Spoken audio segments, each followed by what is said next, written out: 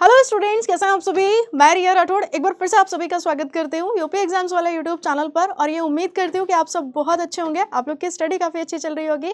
आज का जो हम लोगों का टॉपिक रहने वाला है, या फिर आज का जो सबसे खास टॉपिक है, वो रहने वाला है आर्टिकल 370 पर सुप्रीम कोर्ट का जो निर्णय आया है। फाइनली अगर मैं आपसे ये कहना चाहूँ कि 4 साल बाद 4 महीने 5 दिन बाद आर्टिकल 370 बना इतिहास।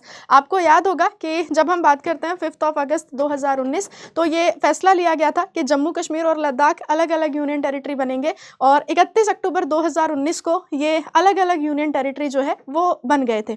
आपको ये तो पता है कि जम्मू कश्मीर जो है वो भारत का अभिन्न अंग है। हालांकि इनको जो आर्टिकल में बांटा गया वो 1947 के बाद बांटा गया, यानी कि 2 आर्टिकल ऐड किए गए, एक तो आर्टिकल 370 और एक आर्टिकल 35A। ठीक है, तो अब ये जो आर्टिकल 370 है या आर्टिकल जो 35A है, खैर 35A तो खैर नहीं, बट फिर भी अगर हम 370 की बात करें तो इसमें जम्मू कश्मीर को जो है वो कुछ प्रावधान दिए गए, कुछ चीज़ें हैं, एक बार हम लोग उनके ऊपर थोड़ा सा डिस्कशन कर लेते हैं। जैसे कि अगर मैं आपसे ये कहूँ कि जैसे बाकी स्टेट्स हमारे पास हैं, जैसे कुछ स्टेट हैं, जैसे महाराष्ट्र, गुजरात है, नागालैंड है, असम है, मणिपुर है, आंध्र प्रदेश, तेलंगाना है, सिक्किम है, मिजोरम है। इसके अलावा अगर आप देखोगे अरुणाचल प्रदेश, कर्नाटक, इनके पास स्पेशल प्रोविजंस हैं। तो जब इन स्टेट्स के पास स्पेशल प्रोविज़न है तो जम्मू कश्मीर के पास स्पेशल प्रोविज़न क्यों नहीं है, तो इसी के ऊपर एक निर्णय जो है वो सुप्रीम कोर्ट ने दिया है। जैसे कि आपका महाराष्ट्र है, गुजरात है, सिक्किम है, असम है, अरुणाचल प्रदेश है, कर्नाटका है, आंध्र प्रदेश है, मिजोरम है, नागालैंड है। मतलब कि यहाँ पर आपको कुछ भी करने से पहले जो है वो सरकार की क्या लेनी होती है, परमिशन लेनी होती है। जैसे कि हालांकि ये तो नॉर्थ ईस्ट वाले स्टेट्स हैं, तो ये तो काफ़ी ज़्यादा क्या हो जाते हैं, डेवलप हो जाते हैं। तो जब 370 लाया गया तो क्यों जम्मू कश्मीर का कॉन्स्टिट्यूशन अलग बना, या फिर क्यों जम्मू कश्मीर का कॉन्स्टिट्यूशन जो है वो अलग रहा। हालांकि जम्मू कश्मीर का फ्लैग भी जो है वो अलग है। कुल मिलाकर के हमने जम्मू कश्मीर को ऐड तो किया, एक आर्टिकल तो हमने दिया, फिर भी हमने जम्मू कश्मीर के साथ जो व्यवहार किया वो बेगानों जैसा ही किया। हालांकि अगर आप देखना चाहोगे तो पहले ये आप बोल सकते हैं बिफोर जम्मू कश्मीर, और जब ये 31 अक्टूबर 2019 को अलग यूनियन टेरिटरी बन गया तो ये कुछ ऐसा दिखने लगा। ठीक है, अब हम लोग बात करते हैं किसके ऊपर, तो ज़रा देखो पहले क्या था कि भाई इसको स्पेशल स्टेटस था जम्मू कश्मीर को, और अब अगर हम आफ्टर की बात करते हैं तो यहाँ पे क्या हो जाएगा कि लाइक अदर जो स्टेट है या फिर अदर यूनियन टेरिटरी जैसे ही ट्रीट किया जाएगा जम्मू कश्मीर को। अगर हम बात करते हैं तो यहाँ पर इनके पास ड्यूअल सिटीजनशिप होती थी, अब अगर हम बात करते हैं तो इनके पास क्या हो जाएगी, सिंगल नागरिकता या एकल नागरिकता आपको देखने को मिलेगी। पहले यहाँ पर जो स्टेट असेंबली का जो टेन्योर होता था वो 6 साल का होता था, लेकिन अब अगर मैं बात करूँ तो यहाँ पर जो असेंबली का टेन्योर होगा वो कितने साल का होगा, 5 साल का। अच्छा, जम्मू कश्मीर का खुद का फ्लैग था, लेकिन अब यहाँ पर क्या चलेगा, एक ही इंडिया का जो फ्लैग है वो आपको देखने को मिलता है। अच्छा, इसके अलावा अगर हम बात करते हैं तो अगर जो जम्मू कश्मीर का नहीं है तो वो वहाँ पर क्या नहीं हो सकता, वो वहाँ पे सेटल नहीं हो सकता। लेकिन अब अगर हम बात करें तो अगर कोई भी पर्सन अगर इंडिया का है तो वो भी यहाँ पर क्या हो सकता है, वो भी यहाँ पर जो है वो सेटल हो सकता है। अगर आप देखने की कोशिश करोगे तो आर्टिकल 370 एक्चुअल में इसमें लिखा क्या क्या है।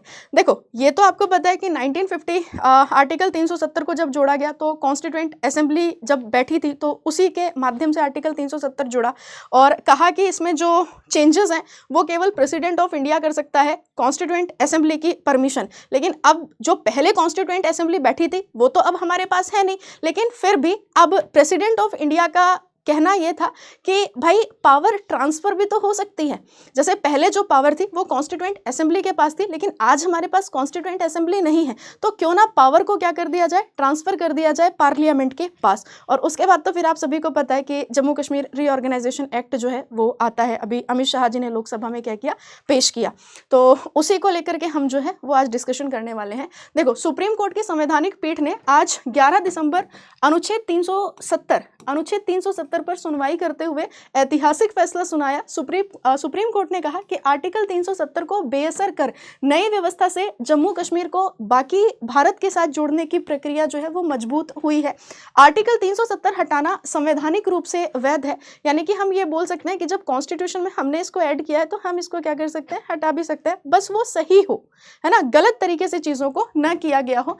अगर हम बात करते हैं chief justice of India CJI ने सुनवाई के दौरान कहा, हमें सॉलिसिटर जनरल ने बताया कि जम्मू कश्मीर को राज्य का दर्जा वापस दिया जाएगा, लद्दाख केंद्र शासित प्रदेश रहेगा। हम निर्देश देते हैं कि चुनाव आयोग नए परिसीमन के आधार पर 30 सितंबर 2024 तक जम्मू कश्मीर में विधानसभा चुनाव कराए, राज्य का दर्जा भी जितना जल्दी हो सके जम्मू कश्मीर को वापस मिल जाए। 5 अगस्त 2019 को मोदी सरकार ने जम्मू कश्मीर से अनुच्छेद 370 के प्रभाव को खत्म कर दिया था। साथ ही राज्य को 2 हिस्सों में जम्मू कश्मीर और लद्दाख में बांट दिया, दोनों को केंद्र शासित प्रदेश बना दिया गया। केंद्र के इस फैसले के खिलाफ सुप्रीम कोर्ट में 23 अर्जियां दी गई। सभी को सुनने के बाद सितंबर में कोर्ट ने फैसला सुरक्षित रख लिया था।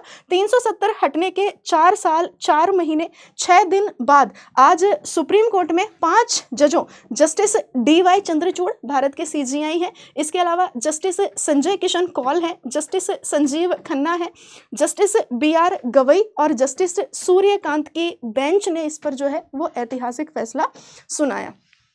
अगर हम बात करें तो भाई कोर्ट ने क्या कहा, कोर्ट ने कहा कि CJI ने विचार किए गए फैसलों पर कहा, हमने उस दौरान राज्य में लगे राष्ट्रपति शासन पर फैसला नहीं लिया है। स्थिति के अनुसार राष्ट्रपति शासन लगाया जा सकता है। अनुच्छेद 356 में राष्ट्रपति को शक्तियां हासिल है, उसे चुनौती नहीं दी जा सकती। संवैधानिक स्थिति यही है, उनका उचित इस्तेमाल होना चाहिए। राष्ट्रपति शासन के दौरान केंद्र राज्य सरकार की जगह फैसला ले सकता है, संसद राज्य विधानसभा की जगह काम कर सकता है। कोर्ट ने कहा, जब राजा हरि सिंह ने भारत के साथ विलय समझौते पर दस्तखत किए थे, जम्मू कश्मीर की संप्रभुता खत्म हो गई, वह भारत के तहत हो गया। साफ है कि जम्मू कश्मीर भारत का अभिन्न अंग है और भारत का संविधान जम्मू कश्मीर में भी जो है वो सबसे ऊंचा है। कुल मिलाकर के हमारा जो कॉन्स्टिट्यूशन है उसको सबसे ऊपर रखा गया है और जैसे बाकी स्टेट के पास प्रोविजंस है तो वही सारे जम्मू कश्मीर को भी क्या करे जाएंगे, जम्मू कश्मीर को भी दिए जाएंगे। हालांकि आप कहते हो मैम आर्टिकल 370 हट गया या नहीं हटा है, हटा नहीं है, लेकिन आर्टिकल 370 में ही कुछ क्या किए गए हैं, चेंजेस किए गए हैं। इसके बाद हम लोगों ने कुछ समय पहले चीज़ों को पढ़ा था कि सुप्रीम कोर्ट ने आगे कहा, राष्ट्रपति के लिए ये ज़रूरी नहीं कि वह जम्मू कश्मीर की संविधान सभा की सिफारिश के बाद ही अनुच्छेद 370 पर कोई आदेश जारी करे। 370 को बेअसर कर नई व्यवस्था से जम्मू कश्मीर को बाकी भारत के साथ जोड़ने की प्रक्रिया मजबूत हुई है। आर्टिकल 370 हटाना जो है ये संवैधानिक रूप से भी क्या हो जाता है, ये संवैधानिक रूप से भी वैध हो जाएगा। अगर हम देखते हैं जम्मू कश्मीर रीऑर्गेनाइजेशन बिल 2023 लोकसभा में पारित किया है, इसमें जम्मू कश्मीर विधानसभा के लिए कितनी सीटों का प्रावधान है। हालांकि इन सीटों को क्या किया गया है, बढ़ाया गया है। पहले जहां पर 107 सीटें थी, अब वहां पर कितनी सीटें कर दी गई हैं, अब वहां पे कर दी गई हैं 114 सीटें, है ना। कितनी सीटें कर दी गई है, 114।